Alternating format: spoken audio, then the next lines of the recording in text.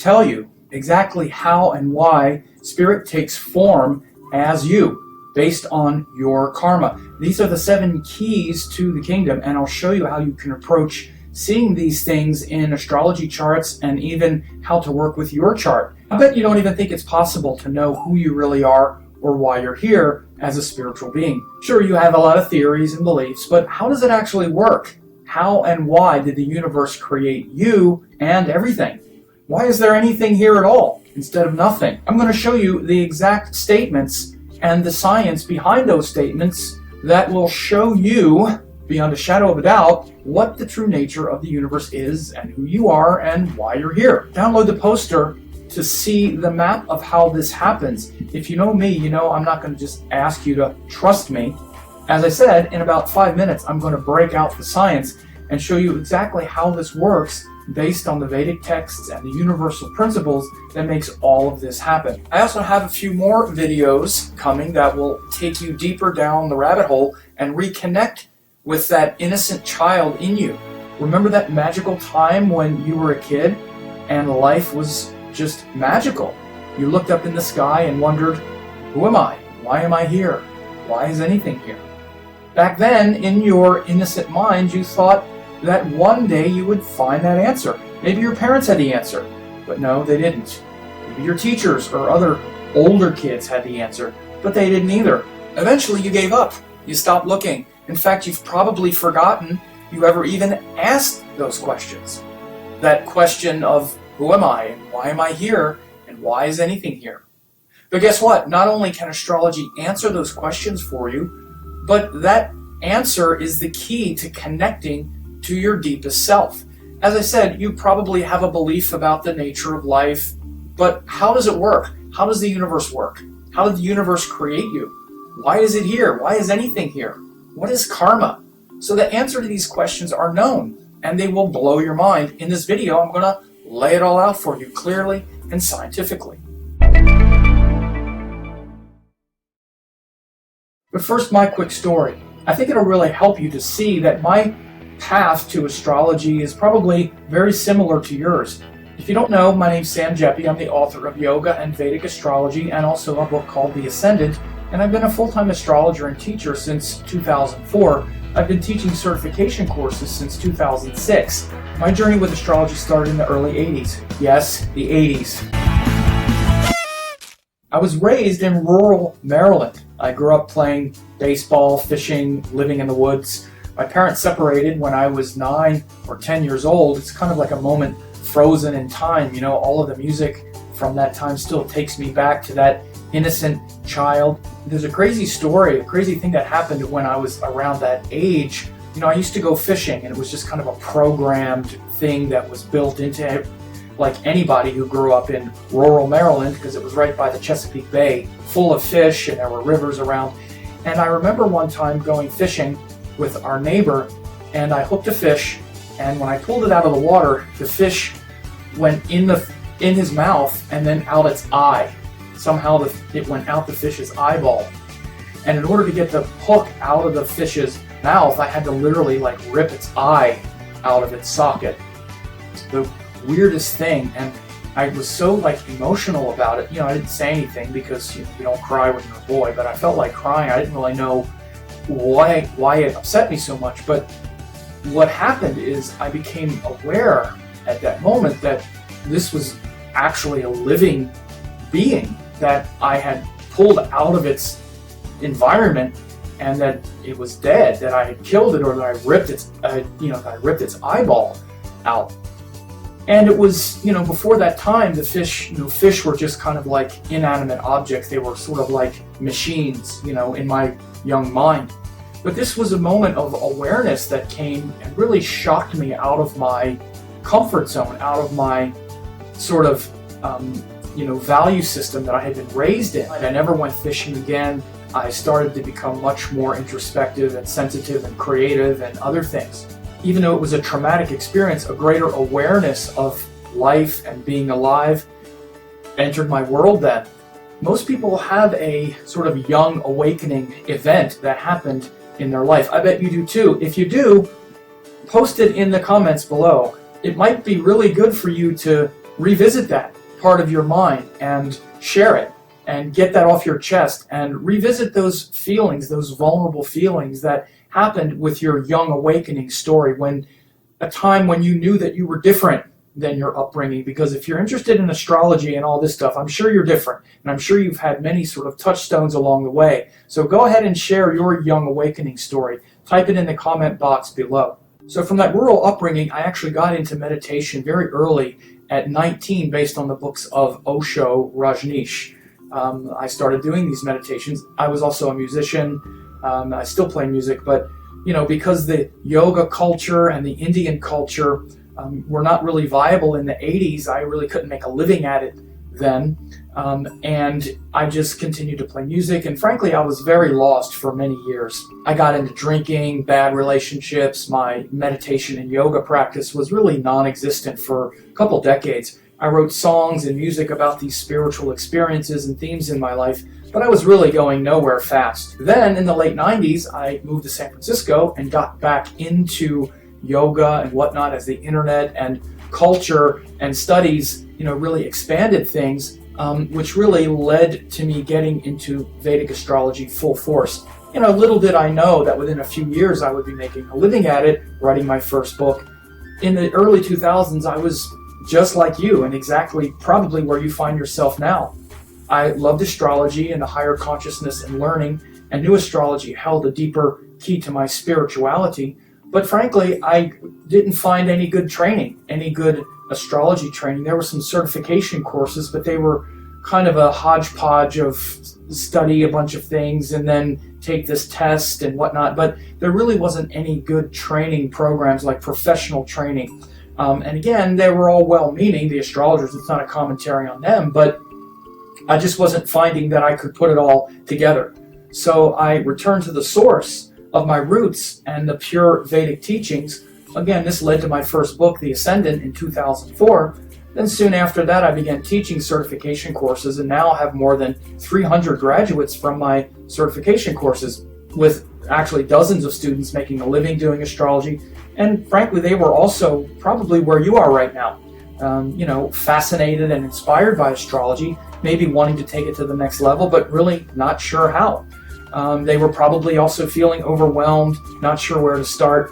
Many students were also sort of getting in their own way, just mindlessly snacking on videos online, maybe like you. So I think I understand pretty well where you are in your studies and where things can go for you. And I want to share some stuff with you here over the next week or two that I think will really help take your astrology studies and your understanding of who you are and why you're here to the next level. So let's read right from the sort of Bible of Vedic astrology called Brihat Parashara Horosastra. It starts in chapter 1 and it says, Lord Vishnu, who is the Lord of all matters, who has undefiled spirit, who is endowed with the three gunas, although he transcends the grip of gunas, who is the author of the universe, who is glorious, who is the cause, and who is endowed with valor, has no beginning. He authored this universe and administers it with 1/4 of his power. So this means Lord Vishnu, or God as the maintainer of the universe, is endowed with the three qualities of life, the three gunas, body, mind, spirit, rajas, tamas, sattva, and he administers this universe that we see with 1/4 of his power. So right away, we're seeing who Lord Vishnu is. Then he says, the Lord is in all beings and the entire universe is in him. All beings contain both Jiva Atma and Paramatmas. Some have predominance of the former, while yet some have the latter in predominance. Paramatmans is predominant in the grahas, or the planets, and Brahma, Shiva, and the others. So he's talking about different classes of beings, and he's saying that the planets themselves, the grahas, are in the same class as Lord Shiva, Vishnu, and the others. So it means that they are forces that create. They are creative forces that make everything happen. And then there are also Jiva Atmans, which are separate beings like us. We incarnate as a separate soul that comes from the larger soul. The Paramatmans then become Jiva Atmans, which he'll explain a little later. Then he continues in chapter 2, the unborn Lord has many incarnations. He is incarnated as the 9 planets to bestow on the living beings the results due to their karmas. He is Janardhan. He assumed the auspicious form of grahas, or planets, to destroy the demons, the evil forces, and sustain the divine beings. After completing the mission, the Paramatmans of the respective grahas or planets merge in their grahas. The Jiva Atma portions from the grahas take births as human beings and live their lives according to their karmas, and again merge in the grahas. At the time of the Great Destruction, the grahas as well merge in Lord Vishnu. So he's saying that Lord Vishnu has taken form as the 9 planets. So the 9 planets themselves are the appearance of Lord Vishnu. They are inseparable. You want to know what God or Lord Vishnu looks like? It looks like the sky. It looks like all of these motions of planets. That's how Lord Vishnu has taken form. And he bestows on the living beings, which are the jivas, the fruits and the results due to their karmas. And it means that at the end of their lives, the Jiva Atma portions, energies, merge back into the planet. So at the end of life, the Jiva Atmans, or you're a Jiva, your energy merges back into Lord Vishnu, into the cosmos, into the planets. And at the end of existence itself, the planets themselves merge back into Lord Vishnu. So again, the planets and karma and the universe is like the intermediary step between you becoming immersed and one with Lord Vishnu. But based on your karma, you're now, Lord Vishnu is giving the karmas through the planets. So because you think you're this separate being, that sense of separateness comes from these facets of Lord Vishnu. But you want to understand these are the universal divine qualities of Vishnu himself, of God himself. That's what the planets are. That's what astrology is really showing. He continues, the one who knows all of these will become versed in the knowledge of the past, present, and future. Without a knowledge of Jyotish, these cannot be known. Hence, everyone should have a knowledge of Jyotish, particularly the Brahmin. So it's amazing. He says everyone should have a knowledge of Jyotish, particularly the Brahmin. And the Brahmin are the educated people, which means everyone is supposed to know how the universe is laid out, what's the nature of the soul, what's the nature of the Supreme Self, the Paramatman, the Jiva Atman, that astrology and cosmology are facets of Lord Vishnu. And he says that particularly the Brahmin, who are the educated people, they are supposed to know this. Now again, what this also means is that the Brahmins were the educated people. They're the ones who were taught the nature of the universe. Whether you know it or not, again, like I said at the beginning, you have an idea about how things work and why things work the way they do.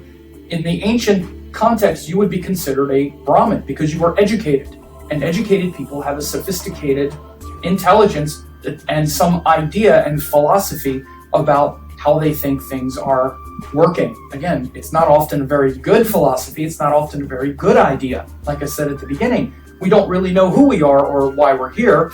That doesn't stop us from having a bunch of ideas. It doesn't mean those ideas are really true or make a lot of sense. And this is why we're largely lost and wandering around. He even says later, those who don't understand these truths will be as if blind, as if walking around blind, and be, walking around blind with these ideas that they don't understand. So that it's necessary for you to have an understanding of these truths that I'm telling you. All of the Brahmins learned these things. Okay, it doesn't mean they were all astrologers, but they all understood the nature of consciousness and existence and this cosmology. This is actually cosmology, not really astrology. It's the nature of the cosmos and the Indian cosmology, which is also connected to other philosophies like Sankhya philosophy and other things, which I'll be talking about in an upcoming video. Then he continues, chapter 3, those are called grahas, or planets, that move through the nakshatras in the zodiac. This said zodiac comprises 27 nakshatras, beginning with Ashwini. The same area is divided into 12 parts equal to 12 rashis, commencing from Mesha, or Aries. So it shows that Ashwini and Aries are lined up. This is the sidereal zodiac. Then he says, the Rashi rising is known as the Lagna, based on the Lagna, which means intersecting point, and the grahas joining and departing from each other, the native's good and bad effects are deducted. So this is right at the beginning of the text Brihad Parashara Sastra. He lays out in great detail the cosmology. I pulled a few important sections out. He explains what the planets are, who Lord Vishnu is, who the Jiva is, what the gunas are. He also talks about elements, talks about karma, It says that we should learn this, we should know this. It's the science of light that teaches us the nature of life and karma. Then you draw up the chart and the planets separating and departing from each other based on the sidereal zodiac. He also explains that. Shows the natives' good and bad effects. So he lays out the structure in about 10 different sutras, and it's all right there. Then the rest of the text, he fills in all of the gaps and shows you how it's laid out and how it works. So it's pretty powerful to hear those words from Parashara. And if you don't have this wisdom or understand it or understand how the planets are communicating and creating this wisdom through you, as everything in existence, then your knowledge of astrology and life will be very limited. This is why I said at the beginning of this video that astrology is really the only science that explains who you are as an incarnated being, why things are happening the way they are.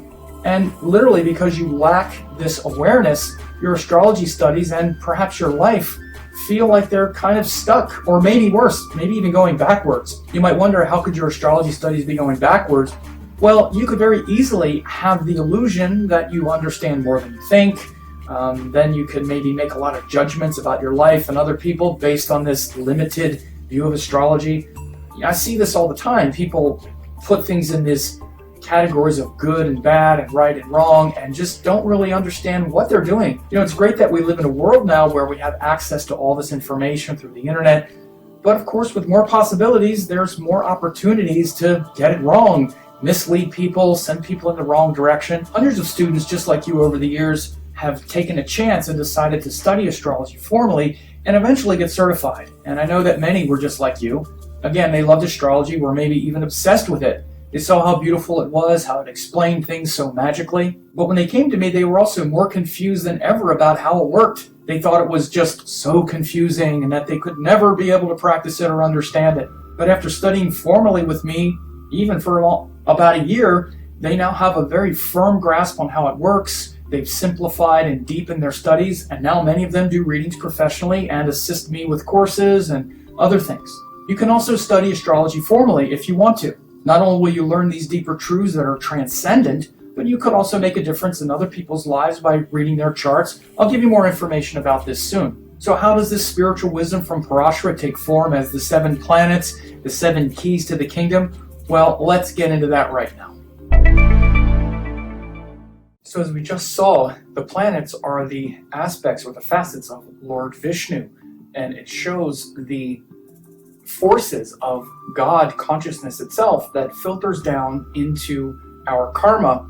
Now, there's a very specific way that this happens, and as you remember in chapter 3 of the sutras that we just read, it said that the planets arriving and departing from each other after the lagna is known shows the karmas of the individual. So once we have a birth time and we have a time and place that someone has incarnated, then we have an actual chart. See, this is why we need the time and the place that you incarnated, because that's when you have been placed on the wheel of time, the wheel of karma, right? This time at this place. Once that is known, then we have planets.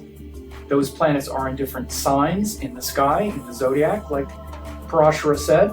And then those signs become houses once we have the rising sign. So planet signs and houses are the basic matrix through which our karma unfolds. Planets are related to the soul factor. That's the highest quality, that consciousness itself, that pure power that emanates down from Lord Vishnu. Then filtered through the ego and the emotions, they become the mind through the zodiac signs. So what I mean to say is that the zodiac signs are like the emotional feeling quality of the planets. Each one of the signs is ruled by a planet. Most of the planets rule 2 signs in a masculine and a feminine way. Like, for example, the planet Mars rules Aries through the masculine sign and Scorpio through the feminine sign. Internal and external, yin and yang. Mars is external through Aries, internal through Scorpio. Mercury is external through Gemini, internal through Virgo. Venus is external through Libra, internal through Taurus. Jupiter is external through Sagittarius, internal through Pisces. Saturn is external through Aquarius, internal through Capricorn. And then the sun and the moon are paired opposites. The sun is all external. There's no internal quality to the sun. It's all external, masculine, male through the sign of Leo. And the moon is all internal and feminine. No external quality for the moon. In the moon, we don't really know what to do. In our heart, we don't really know what to do. We just have to feel. That's the highest principle of the moon. You can see this related to the signs in the same way. So the sun and the moon are paired opposites of the archetypes of masculine and feminine. So planets, the qualities of soul, filter down into the signs, which have to do with the mind and emotions. And then again, once we have a rising sign, those signs become houses. For example, if the rising sign is Leo, then Virgo is the sign on the second house. Libra is the sign on the third house. But if it's the rising sign Cancer, then Virgo is the third house and Libra is the fourth house. So those houses show the actions and the actual stuff that shows up through the body. Filtered through the ego, it pops out in a certain form based on the ascendant and the rising sign, and those signs form houses, and the body part of the ego has to do with the houses. Okay, so again, the ego is what filters our universal nature through this matrix of limitation. So on the highest level, we are pure spiritual energy, pure divine spiritual energy, but then we have this ego that has this quality of emotion, this feeling through the ego, which is also related to the zodiac signs, and then we also have this body, which is related to the ego, and we read that and what the body is doing and how the body is taking itself around the earth through the houses.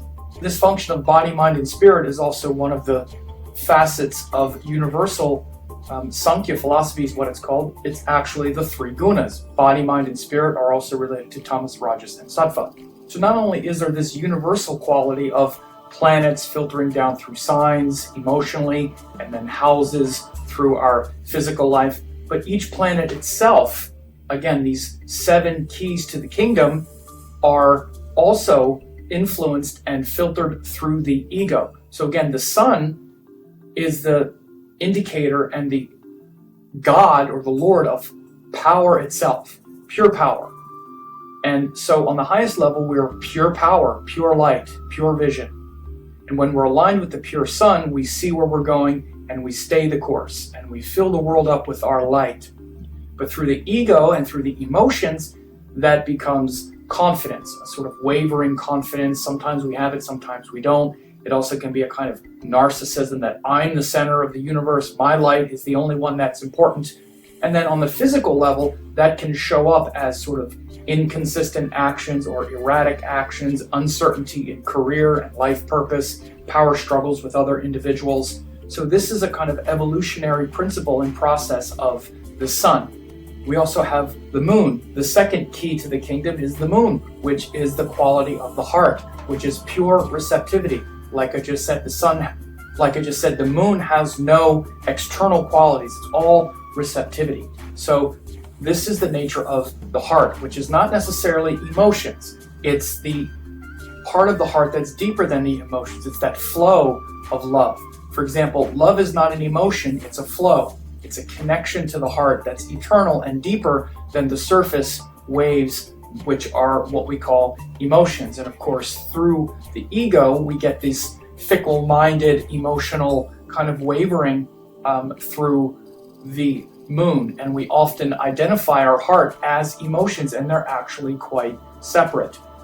These emotional extremes and these big waves are the moon and that pure divine love in our heart, filtered through the agency of our ego and our emotional ego. And then on a physical level, the way this affects our actions in the world is we have inconsistent actions. We also can have a lot of attachment, this longing and this sort of attachment to things, often, and again, positive or negative. You know, the moon is what makes us have attachment to our family and our children in a positive way, things that we love, but also things that we hang on to for too long because we don't want to let go or we can't let go. So again, on the highest spiritual level, we are pure love, pure connection, pure flow to the source itself. But then that gets filtered through the ego in the form of these emotions, which are inconsistent, like the waves on the ocean, and also these inconsistent actions that stops and starts, confusion, and confusing situations. Mars is the planet of strength, and that gives the strength to put into practice what we know, not just acknowledge it mentally, not just argue about it or have opinions about what makes us strong, but to be disciplined enough to do the thing we know is right and sacrifice and endure the hardship and difficulty of doing that. And again, that takes a lot of strength and a lot of conviction, but that energy is hard to hold on to because we recognize something is wrong, and then through our emotional mind, it makes us angry and we get frustrated, and that's usually how we experience Mars. It's how we experience the planets usually, is through our emotions, because we're very emotional.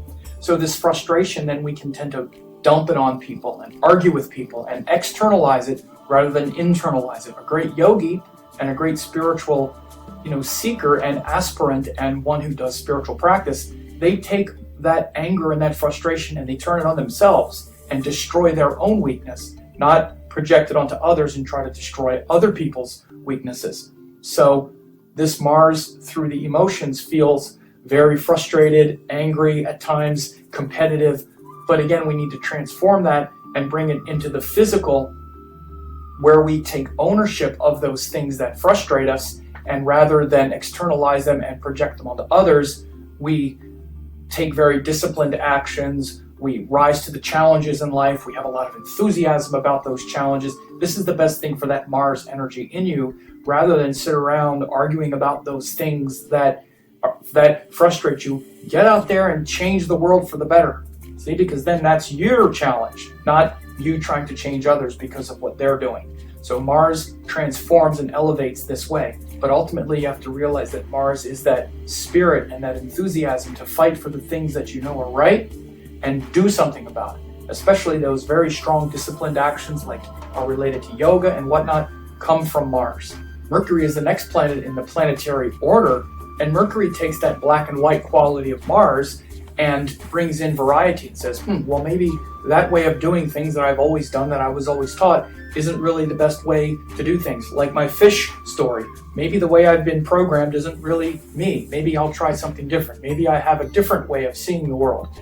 But this variety of Mercury leads to things like speech, communication, because you can tell a person's level of intelligence and ability to adapt by the way they speak, by the way they listen. So Mercury is that flexible quality that's not pinned down to just one way of doing things.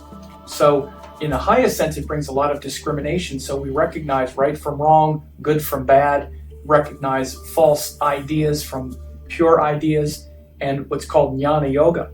But through the emotions, through the emotional mind, Mercury creates a certain amount of overstimulation where, we gravitate toward things that are fun and we overdo it, especially the sort of overstimulation and the lack of discrimination where we have fun doing this thing or that thing, but we're not really going anywhere. We're just living to try to have fun. The sort of eternal youth that never grows up and never does anything serious, right? And of course, the way that can filter down into our actions is we can be sort of misdirected or not really know where we're going. But in a highest sense, Mercury can bring us things like writing, studying, communication, have good skills with media. We live in a very Mercury age right now with all the media and whatnot, all the multimedia. But again, the Mercury can really divert our actions and keep us playing in a sort of shallow end of the pool if we're not careful, because we can just want to keep enjoying things or trying some new thing for novelty, some kind of novelty or trivia. So Mercury is very important for finding new ways of doing things, breaking up the sort of black and white nature of Mars and elevating that into something that has more intelligence behind it, but it can also have quite a bit of distraction. It can be, psychologically and emotionally kind of overstimulated, and that can lead to a sort of disarray in our life. But when it's powerful, it can also lead to organizing everything in the proper way, putting everything in its proper place, and build a ladder sort of discrimination and right actions and right understanding that supports our spiritual journey. the planet after Mercury is Jupiter. And Jupiter takes that sort of stimulated nature of Mercury, which is going side to side and just kind of overstimulated, and aligns it with higher purpose, with a sense of hope, purpose, and meaning. Takes all of that sort of playfulness of Mercury that can be sort of overstimulated, and again, aligns it with something that's worthwhile. So rather than just sort of wasting our time being stimulated and trying to have fun, we have a purpose. And that's really what Mercury wants to do, is find a higher meaning behind things, to be interested in things that are right and righteous. And that's what Jupiter is. He's the righteous, hopeful one.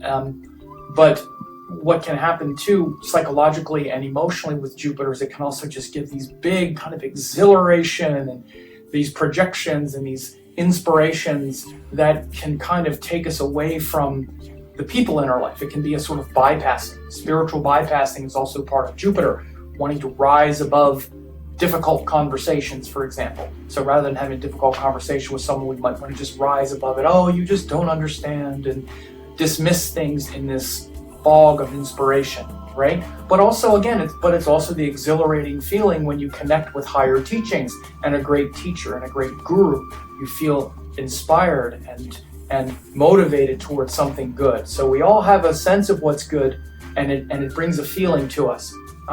But a lot of things that Jupiter bring into our life are things that we really want. It can show up as travel and teaching and children and learning new things. And, Jupiter's influence takes us in ways that often expand us. We wind up in situations that just being there, all of a sudden, we're learning things that we could have never imagined. So it's a great beneficial energy, Jupiter, and he's the virtuous one that wants to connect us with good teachings and give us something to believe in, so our life has meaning. Venus is a sense of joy that comes after Jupiter, because Jupiter can tend to be inspired and motivated, but it's often motivated to things that are outside of the Earth. Jupiter teaches us how to sort of leave the Earth, not live on the Earth, right? With these things like religions and dogmas, whereas Venus is very earthy, very practical. It's very much about happiness, joy in the highest sense, and also stimulation and sensuality and other people. These are the main things that make you want to be with people that you like, make them happy, be happy yourself, enjoy life. Venus comes after Jupiter to bring all of that high-mindedness of Jupiter down to Earth, into the world of the senses and other people. Again, that bypassing of Jupiter doesn't work with Venus. Venus will come down and want to make everybody happy, not want to bypass the feelings of others. So again, Venus feels like that sense of happiness and joy and beauty. But again, in the highest sense, it's not connected to other people. It's a quality within you. It's a quality where you realize that your nature is bliss. It's like the bliss of the soul, where you find bliss and joy and happiness in everything, in nature, in God, and it's a very devotional nature. In the highest sense, we can get really addicted and sucked into the world of people, and Venus is what gets us there more than any other energy. We live our life so much revolved around other people. Romantic partnerships, relationships are all the realm of Venus. So we have that emotion of Venus, which is, oh, I'm so happy when I'm together with my partner and all that. And a lot of the actions of Venus have to do with, manners, beautiful things, enjoying life, going out to dinner, being in a nice hotel, enjoying luxury. Venus can make us kind of lazy at times, though, as well. We enjoy compromising with other people, making them happy, equally happy to ourselves. So again, on a very practical level, Venus is enjoying your surroundings, your environment. It's very worldly. On an emotional level, it's very much about experiencing pleasure and happiness with the people around you, wanting to make them happy. But on a more spiritual level, it's realizing that you are the source of those things and not needing to have another person show it to you and be that for you. The worst part of Venus energy is the possessiveness. We try to possess something beautiful of this world, but we can't take it with us. And that whole quality of can't take it with us comes from Saturn. This is why Saturn comes after Venus. It's the last one in the sequence, and Saturn is the limits. No matter how much happiness you have, no matter how much worldly beauty and joy and happiness, ultimately you have to let go of it all. There's a limit. There's a limit to how much of that you get, how much you're able to experience, and no matter what you experience of this world, it's going to end. And that awareness of endings and that feeling of endings and that sense of dread that comes sometimes in our most beautiful moments. We're experiencing so much love with our partner. You've been in love before, and all of a sudden you're in love and you're having such a great time, and this fear of death comes. You're like, crazy, right? It comes into your mind at those moments when you're the most happy, and you're like, yes, I'm so alive and I'm so happy, and one day I'm going to die, and it's all going to end. Saturn comes after Venus. It's a kind of upper limit that we hit with worldly happiness no matter what. We're aware of this. Now, again, so Saturn ultimately gives us the maturity to realize this, and then to find that spiritual solution, to be alone, to be in stillness and solitude, not be lonely just because we're alone. That brings maturity into our life and into our mind. But the emotions of Saturn are hard to bear. It brings fear, stress, isolation, loneliness. But that fear, stress, isolation, loneliness, and those kinds of things, that those worries and that sort of compulsive nature and anxiety compels us to, again, find a deeper solitude, humility, perform our duties and our service, not just to the world, but to God and to our own salvation. Because we have to commit to that. And it's the work that we're here to do. Nobody cares if you become enlightened or not. Nobody cares if you evolve. That's your work. And Saturn makes us aware that it's up to you to do that. You have your part to play, and it's to thrive in stillness and isolation and not just be overcome by the sorrow of wanting to remain immature. Because part of us wants to remain immature and not face those things that seem so unpleasant, but they're really not that unpleasant. They're just there for you as a challenge, as your soul's challenge, as your soul evolves and develops toward its pure, enlightened state. Those limits of Saturn make you aware of the need to persevere and to grow up and to be mature in order for your soul to evolve.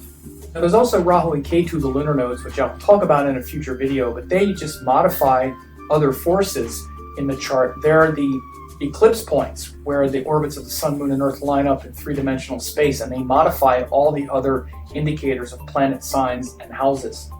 But Vedic astrology also divides the sky into 27 portions on the ecliptic, which are called nakshatras. And these nakshatras are literally the space itself. Everything emanates from space, from Akash.